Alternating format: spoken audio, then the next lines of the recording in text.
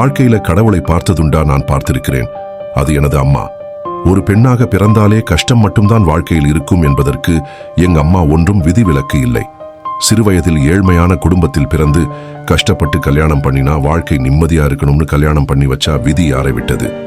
கல்யாணம் பண்ணி வந்த கணவனும் ஒரு குடிகாரன். குடி மட்டுமே வாழ்க்கையாக கொண்டவனாய் இருக்கிறான்.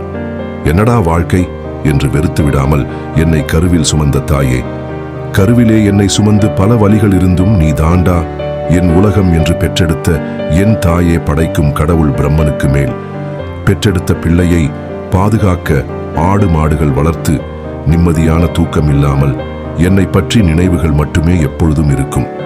எனது தாயே, நீ காக்கும் கடவுள் விஷ்ணுவுக்கும் மேல் நான் சிறிய தவறு செய்தாலும் உன் கோபத்தின் கண் பார்வையிலே நான் எரிந்து விடுகிறேன். அழிக்கும் கடவுள் சிவனாக மாறுகிறாள். தாயே, பசிக்கும் போது உணவு கேட்கும், நான் உனக்கென இருக்கும் உணவை கொடுக்கும் என் தாயே, நீ சாப்பிடாமல் தண்ணீரை மட்டும் குடித்து நான் மட்டுமே உலகமாக நினைக்கும் எனது தாயே, அப்போது நீ அன்னபூரணியாக இருக்கிறாய். நான் என்ன தவம் செய்தேன் உனக்கு பிள்ளையாக பிறந்ததற்கு?